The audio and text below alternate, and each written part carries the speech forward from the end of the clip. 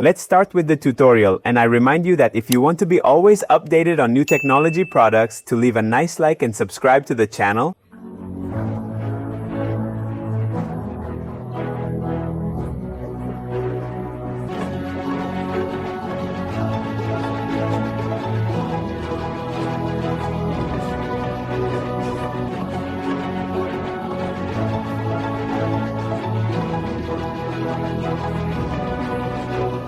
First, you have to mount the handlebar holder. Remember to push this little point that is at the bottom, because the screw to fix the handlebar holder is exactly underscrewed well. Because it is certainly not the best to lose the handlebar while you go for a bike ride. And now it's time to mount the handlebar. This operation is quite simple. Push well, then as you can see from these numbers, must be adjusted to the height. The date completely, you can decide whether to raise it or lower it screwed properly. Once you have tightened completely, pull the side spring. Now the turn of the saddle. Meanwhile, I notice immediately that the saddle is really very soft, so afterwards I am curious to see if it is also comfortable. Push well, because at first it will be difficult to enter. Unscrew it until it widens and the tube will be able to go down perfectly. And finally, pull the side spring and the game is done. That is the spring that must be opened straight. The handlebar in the correct position and then tighten it again. Obviously, it was positioned so vertically because during shipping it took up much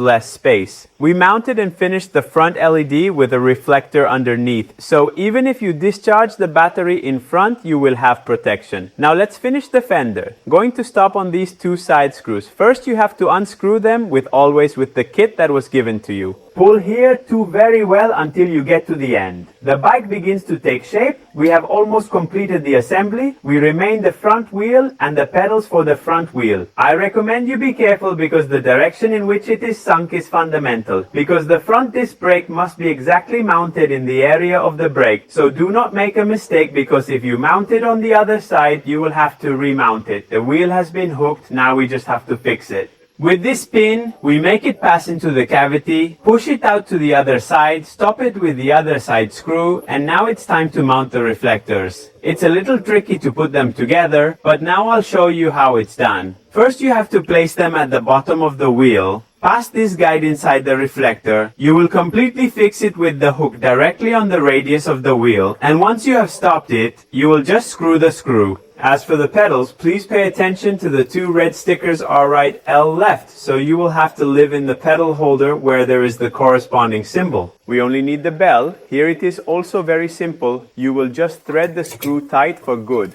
Assembly completed. The only thing I didn't assemble is the accelerator, because as you know, here in Italy it is illegal. If you want to mount it, just remove the right knob and fix it directly to the handlebar. Let's start from the handlebar, where we find the onboard computer, and then we will analyze all its functions. The front brake, the rear brake Benduri, Shimano 7-speed spare. With the upper lever you go to climb, instead with this gray button you go to increase the gear, and finally we find the bell that is mechanical but still quite powerful. As for the wheels, we have these fat giant 20 ender wheels. Look how thick they are. You will be sure not to puncture in any kind of road. Also look at how thick the dowels are. As for the braking system, we have two 160mm self-ventilated disc brakes, both front and rear. Speaking of power, this ONESPORT OT10 has a 250 watt brushless motor, and I must say that it is very powerful with even the 500 watt beats. In fact, it was able to climb here of 15 and 20% without any problem. As for the structure, we have an ultra resistant metal frame. It is obviously not a monoshell, as you can see from these welds. As for the resistance, I have to say that this bike is practically indestructible and has also passed the IP54 impermeability test. Practically nothing. It's full of reflectors,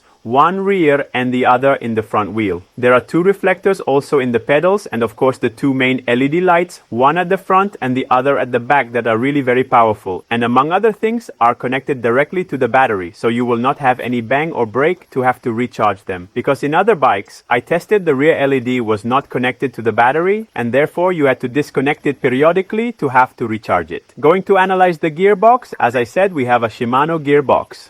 The other Shimano ratios are also the guarantee, and I believe that it is the most widespread gearbox in all bicycles. So it is a gearbox, let's say, very reliable, nothing super exceptional, but still stable and progressive in the changes. Comfort is one of the strengths of this ONESPORT, both due to these super aggressive wheels, because being so thick they already dampen in a natural way. The road also equipped with adjustable front shock absorbers, really beautiful and resistant. But the surprises are not over, because the rear seat is also equipped with shock absorbers for which you will have the maximum comfort, even in the headlights. More extreme track. As for the structure, WA Sport has stated among its data that it can hold a maximum load of 120 kilos. But in my opinion, this bike can hold even 150, 180 kilos, because you can see that it is really very massive. Another point in its favor is this beautiful rear rack with even 3 joints on each side. I must say that even this rack for me can hold up to 80, 90 kilos without any kind of problem. As for the ignition, first you have to insert the key in this compartment under the central tube. Once you have unlocked it, you can turn on the bikes directly from the onboard computer. To turn it on, just press and hold the power button for 3 seconds. The screen will light up with all the data. Here are the kilometers per hour, the speed mode.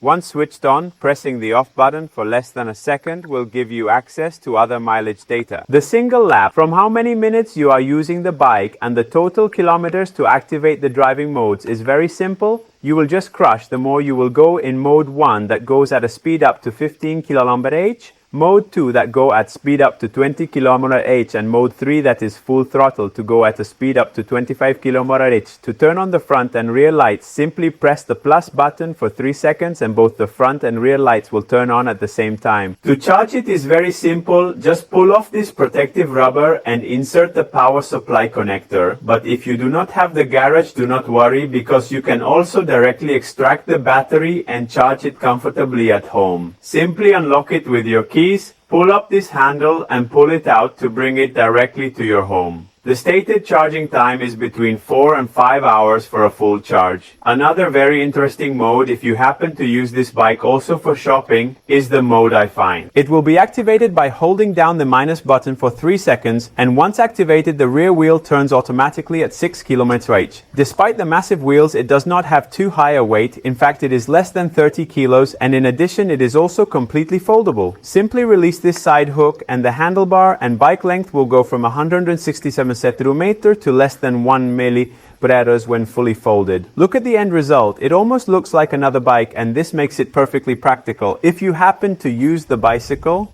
even on public transport, you can fold it in no time and reopen it comfortably when you get off. As for my final thoughts, I have to tell you that I really fell in love with these bikes, both for the aggressive lines but also for the comfort. If you like this review and want to be always updated on new technology products, leave a nice like, subscribe to the channel. You will always be updated to my new publications, and we have arrived right at the end. I salute you and see you in the next video. Hello!